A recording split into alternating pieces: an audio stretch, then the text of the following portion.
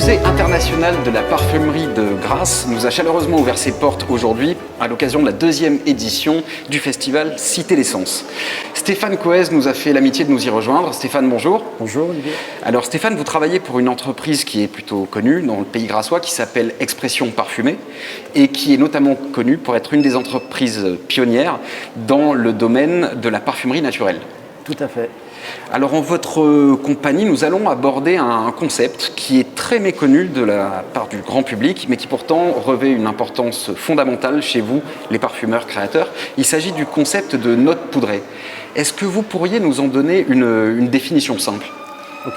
Les notes poudrées appartiennent aux notes de fond d'un parfum. Ce sont des molécules généralement qui s'évaporent très lentement et qui restent sur la peau de façon assez importante. Alors, le profil olfactif de ces notes, en fait, est quelque chose d'assez rond, plutôt un peu cotonneux, soyeux, quelque chose de très doux et enveloppant. D'accord, alors je crois avoir compris que les notes poudrées, c'était un concept qui datait pas d'hier finalement, c'était plutôt ancien. Oui, c'est très ancien, c'est même presque à l'origine de la parfumerie, puisque au XVIIe siècle, en fait, les femmes se farinaient en fait, le visage et les perruques. Et ensuite, en raison d'une famine en 1740, on est passé sur de la poudre de riz. Et la petite histoire dit que Catherine de Médicis aurait mélangé de la poudre d'iris à la poudre de riz. D'accord. Ce qui lui a donné ce côté parfumant, assez léger, mais en même temps très doux, un petit peu enveloppant. Alors j'imagine que depuis cette époque-là, les choses ont beaucoup évolué, mais malgré tout, les notes poudrées ont continué à exister, à évoluer. Bien sûr, la parfumerie ayant évolué avec l'apport de la chimie, on a trouvé des molécules qui se rapprochaient un petit peu de la poudre d'iris, et comme la vanilline, la coumarine ou l'héliotropine, de même que les notes violettes aussi, et qui nous ont permis en fait de reconstituer plus ou moins l'odeur de la poudre d'iris. Alors Stéphane, j'imagine que le champ d'application des notes poudrées est quasi inépuisable. En tout cas, aujourd'hui, comment on les utilise plus spécifiquement ? On a reconstitué plus ou moins fidèlement l'odeur de la poudre d'iris avec l'arrivée de molécules au début du XXe siècle comme la vanilline, la coumarine ou l'héliotropine, et ensuite des notes irisées violettes comme les ionones. Et ce qui nous a permis de reconstituer plus ou moins cette image de la poudre de riz. Alors aujourd'hui, bien évidemment, la note poudrée est utilisée au travers de différents accords. Je dirais que presque tous les accords sont possibles avec une note poudrée parce que c'est quelque chose d'assez facile. Et c'est devenu un standard aussi presque de propreté, puisque ça reste très lié en fait à l'intimité. Alors on le retrouve, cette fameuse note, on la retrouve dans quel type de produit ? Plutôt des cosmétiques, plutôt de la parfumerie ? On la retrouve beaucoup dans la parfumerie de luxe, dans les eaux de toilette bien évidemment, mais on la retrouve beaucoup dans tous les produits d'hygiène, les produits lavants, les gels douche, mais aussi les produits du soin pour le corps, comme les crèmes ou les laits. D'accord. Au sein d'Expression Parfumée, c'est un produit que vous utilisez pour justement quel type de produit ? On l'utilise pour presque tout type de produits, y compris pour les produits naturels, 100% d'origine naturelle, pour lesquels nous avons travaillé justement cette difficulté de pouvoir reconstituer plus ou moins fidèlement la note poudrée, qui est quelque chose d'iconique en fait dans la parfumerie. D'une certaine manière, je crois qu'elle fait un petit peu son retour en force, puisque c'est vrai qu'avec aujourd'hui la vogue des produits naturels, mais c'est beaucoup plus que ça, c'est un vrai mouvement de fond. D'une certaine manière, elle retrouve ses lettres de noblesse et c'est presque comme un joli retour des choses, un clin d'œil un peu du destin. Bien sûr, tout à fait. C'est aussi une façon de reformuler aussi, non pas ancienne, mais moderne, avec des matières premières anciennes. Donc c'est quelque chose de très intéressant et qui a suivi l'évolution de la parfumerie. Est-ce que vous auriez un exemple à nous donner qui justement peut frapper l'imagination et parler à tout le monde, dans lequel on l'utilise particulièrement aujourd'hui, justement sur ces bases naturelles-là ? Toujours les poudres de riz, mais surtout tous les produits cosmétiques. D'accord. Crème de jour. Crème de jour, crème de nuit, les baumes, bien évidemment. Stéphane, merci infiniment pour ces précisions. Je vous libère car je crois qu'il est temps pour vous de retrouver de nouvelles mélodies olfactives. Merci encore. Merci Olivier.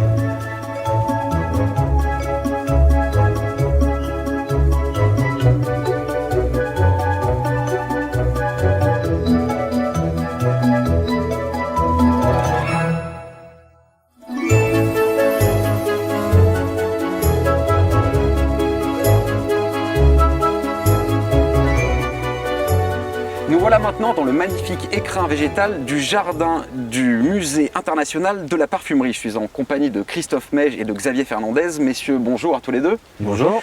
Alors Christophe, vous êtes un petit peu le maître des lieux, puisque vous êtes le chef jardinier de ce jardin. Est-ce que vous pouvez nous expliquer quelle est sa spécificité ? C'est un jardin en fait qui est d'abord conservatoire de plantes à parfum. Alors au départ, l'idée c'était de présenter les plantes à parfum qui ont fait l'histoire et l'économie du pays de Grasse depuis au moins le XVIIIe siècle. Donc ça notamment on va le retrouver sur la deuxième partie du jardin qui est la partie plein champ où on retrouve des parcelles quasiment à la taille agricole de champs de rosiers, champs de jasmin, tubéreuses, etc. Et c'est aussi un jardin assez ludique où sur cette partie-là, on va découvrir des odeurs, des parfums de plantes qui sont à la fois des plantes à parfum ou des plantes simplement odorantes. Donc plantes à parfum, plantes travaillées en parfumerie, extraites ou distillées ou autres. Et plantes odorantes, c'est des plantes qui sont intéressantes pour leur odeur, pour leur parfum, mais qui peuvent inspirer les parfumeurs, mais qui ne vont pas être forcément travaillées en parfumerie. Et cette partie est organisée en parcours olfactif. Donc l'idée, c'est que nos visiteurs viennent et découvrent au fur et à mesure de leur balade, en touchant les feuillages, en sentant les fleurs, tous ces parfums qui finissent par soit être travaillés par les parfumeurs, soit les inspirer. Très bien, donc c'est un jardin qui est ouvert au public.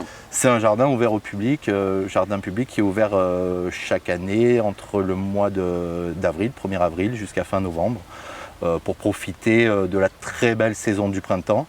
Avec une spécificité quand même, c'est un jardin méditerranéen, donc assez sec en été, avec une pause dans la végétation, si ce n'est pour le jasmin et la tubéreuse qui sont les plantes phares de l'été, et ensuite une belle refloraison et un reverdissement, et avec les pluies d'automne, un jardin qui revient très beau au mois d'octobre et novembre. Alors il se trouve que ce jardin est aussi le terrain de jeu de Xavier Fernandez. Alors Xavier, je vous présente quand même brièvement, vous êtes professeur de chimie à l'université Côte d'Azur et il se trouve qu'effectivement ce qui se trouve derrière nous vous intéresse tout particulièrement puisque ça vous permet de mener quelques travaux de recherche. On va y revenir. Avant toute chose, je vais vous poser une question qui est très simple. L'odeur des fleurs, à quoi ça sert ? Alors, c'est une bonne question, elle est importante parce que les fleurs ne fabriquent pas des odeurs pour nous ravir, mais si on veut simplifier un petit peu, pour garder des idées, et puis des idées les plus pertinentes possibles, finalement les odeurs des plantes, c'est les mots des plantes et les médicaments des plantes, pour faire simple. Donc les mots des plantes, ça va être un de leurs moyens de communication, tout simplement pour attirer les insectes pollinisateurs, pour attirer dans certains cas, parce que ça peut être un moyen de défense, pour attirer le ravageur de son ravageur. Donc on est attaqué par un puceron, on appelle la coccinelle à l'aide pour qu'elle vienne manger ces pucerons.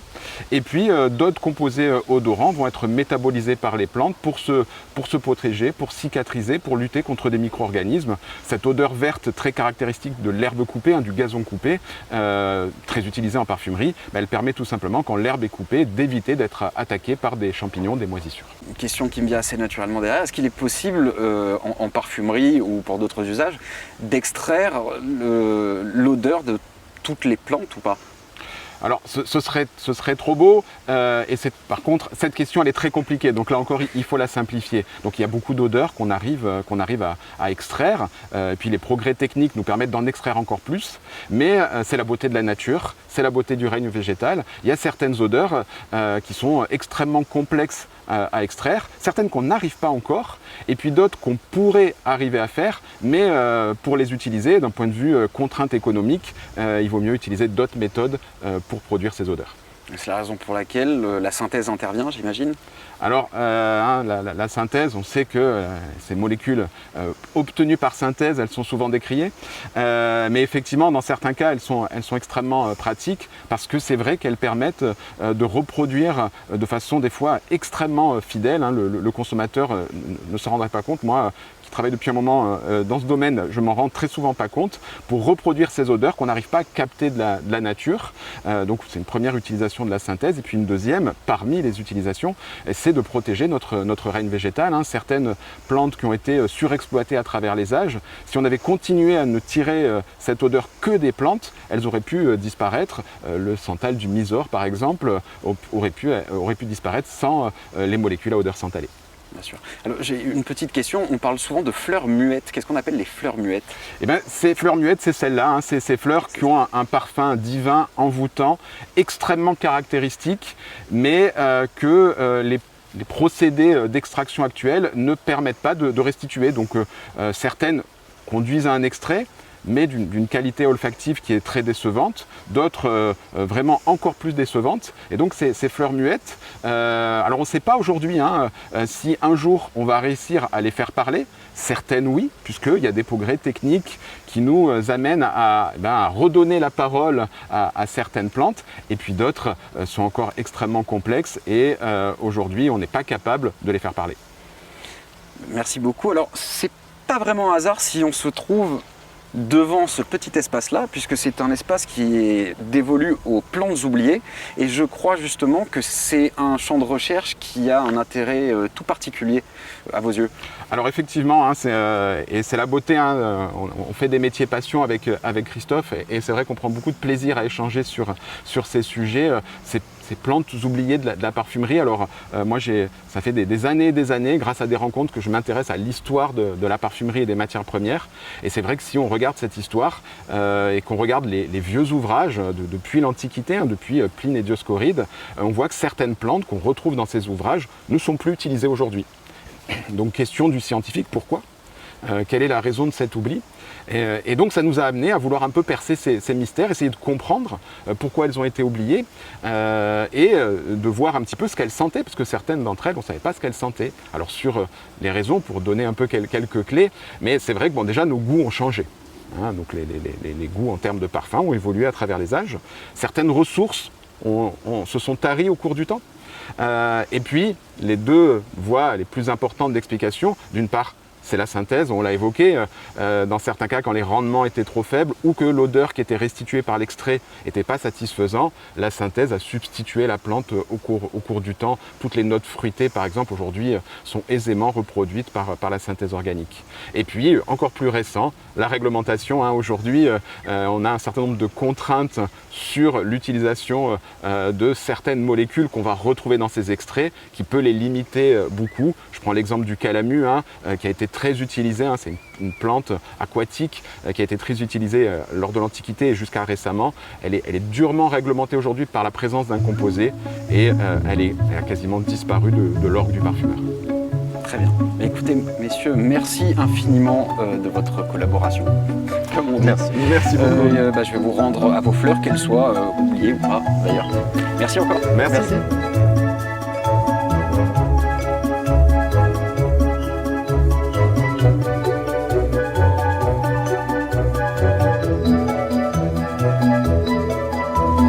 Karine Corman et Pauline Orny nous ont fait le plaisir de nous rejoindre ici, au jardin du Musée international de la parfumerie. Alors bonjour à toutes les deux. Bonjour. Et merci pour votre participation à cette deuxième édition du festival Cité l'Essence. Alors vous travaillez toutes les deux au sein du pôle recherche et développement de l'entreprise Robertet, qui est une entreprise bien connue du pays grassois qui évolue dans le milieu, sans doute, de la parfumerie et des arômes. Alors avant d'entrer dans le vif du sujet, est-ce que vous pourriez me dire un petit peu plus en détail en quoi consiste le travail de Robertet ? Alors, le groupe Robertet, c'est d'abord une entreprise familiale qui existe depuis plus de 170 ans. Ses activités sont essentiellement liées à de la culture et à de l'extraction de matières premières naturelles. Donc, ce que l'on fait au quotidien, j'aime à dire que l'on observe la nature, on respire la nature, on goûte la nature et on pense naturel. Donc tout ça, ça passe par l'élaboration de procédés d'extraction spécifiques, éco-responsables, très sélectifs pour pouvoir promouvoir des extraits différenciants sur le marché et toujours fidèles par rapport au naturel en fait. Je dirais que le consommateur lambda ne connaît pas forcément le groupe Robertet, mais il est fort à parier que dans son environnement proche, il a soit sous forme de gel douche, de parfums d'ambiance, de produits alimentaires, de produits alimentaires, il a des extraits qui ont été façonnés par le groupe Robertet et qui ont été donnés aux créateurs, parfumeurs ou aromaticiens pour qu'ils composent, pour que le créateur puisse raconter une histoire et qui suscite une émotion au consommateur qui va acheter ce produit. On l'aura compris, vous évoluez plutôt dans la coulisse de la fragrance et de l'arôme. Vous l'avez évoqué, vous utilisez de nombreux procédés d'extraction. Quels sont les procédés d'extraction traditionnels que vous employez? Alors pour exprimer la quintessence d'une matière première, on peut avoir recours à différentes techniques, notamment pour récupérer une huile essentielle, donc soit par entraînement à la vapeur, soit par hydrodistillation. On peut, sur certaines matrices comme les agrumes, l'huile essentielle se retrouve à la surface de l'écorce. Donc ce type de technique hydrodistillation et entraînement à la vapeur est inapproprié. Donc on utilise l'expression à froid où on gratte et on presse l'agrume ou le fruit entier pour récupérer un jus et une huile essentielle qui va décanter par centrifugation. On utilise aussi l'extraction au solvant volatile. Sur des matières premières naturelles fraîches, on utilise de l'hexane qui est issu de la pétrochimie. Sur des matières naturelles sèches, on utilise de l'alcool. Donc quand c'est de l'hexane, ça nous permet de récupérer après élimination de ce solvant ce qu'on appelle une concrète. Quand c'est de l'alcool, on récupère après élimination de l'alcool un résinoïde. Il faut savoir que ces briques élémentaires odorantes ne sont pas utilisables telles quelles pour le créateur, qu'il soit aromaticien ou parfumeur. Donc on a besoin de les raffiner en les transformant en absolu. Alors j'imagine que ce sont des procédés qui doivent prendre du temps, qui sont assez énergivores, non? Tout à fait, ce sont des procédés énergivores. C'est pour ça qu'on essaie sans cesse de les améliorer, d'intensifier, c'est-à-dire d'extraire moins longtemps, plus spécifiquement pour exprimer la quintessence d'une matière première. Pauline, on l'aura compris, les procédés que vient de détailler Karine sont des procédés classiques, traditionnels. Est-ce qu'au sein de Robertet, vous développez des procédés d'extraction nouveaux? Oui, tout à fait. Donc maintenant, les nouveaux procédés, ils s'orientent plutôt vers la chimie verte et l'éco-extraction. Donc maintenant, on fait attention à l'impact environnemental, c'est-à-dire à la réduction des déchets dans nos procédés et aussi à l'impact de l'énergie, en fait, d'utiliser moins d'énergie. Donc dans les déchets, comme j'en parlais, il y a aussi l'upcycling, donc la valorisation de tous les coproduits issus des procédés. Donc ça aussi, c'est un point important de la chimie verte. On a aussi donc l'impact sur la santé de l'humain. Donc pour ça, on se tourne vers des solvants alternatifs tels que l'éthanol, le glycérol. On a aussi le CO2 supercritique, les solvants ioniques, l'eau, ou alors sans solvant du tout, comme l'a évoqué Karine, avec l'expression à froid, donc pour les agrumes. Donc, où là, on récupère une huile essentielle qui n'a pas vu du tout de solvant organique. Du côté des procédés, donc maintenant on se tourne vers les micro-ondes qui sont beaucoup utilisées, les extractions par ultrasons, par CO2 supercritique aussi notamment. Alors, le CO2 supercritique, c'est une expression qui est assez spectaculaire à l'oreille, mais ça représente quoi précisément? C'est le CO2 qui est porté à certaines températures et une certaine pression donnée, donc dans son état supercritique. Donc il se comporte comme un fluide qui est mis entre l'état liquide et mis entre l'état gazeux, et il va avoir des propriétés d'extraction semblables aux solvants organiques. Et donc ça va nous permettre d'extraire tous les composés aromatiques des matières premières ou des végétaux qu'on veut extraire. Et ça sans solvant organique issu de la pétrochimie. Très bien. Je voulais en profiter aussi pour rappeler que la qualité des extraits CO2 obtenus, elle est particulièrement plaisante à tous les créateurs parce qu'elle représente assez bien en fait la nature et c'est assez proche en fait des composés et des matrices qu'on extrait. C'est-à-dire, par exemple, si on prend l'exemple d'un poivre noir, pour une huile essentielle, une absolue ou un extrait au CO2, on va avoir différentes facettes qui sont extraites avec différentes méthodes. Donc, par exemple, l'huile essentielle, on va plus sentir les notes un peu légères, terpéniques, tandis que les absolus, ça va être un peu plus lourd, des fois caramélique, résineux. Et le CO2, par contre, on retrouve bien tout l'ensemble de ces composés, de ces facettes, et encore plus le piquant qu'on ne retrouve pas en fait dans les autres extraits que je vous ai présentés.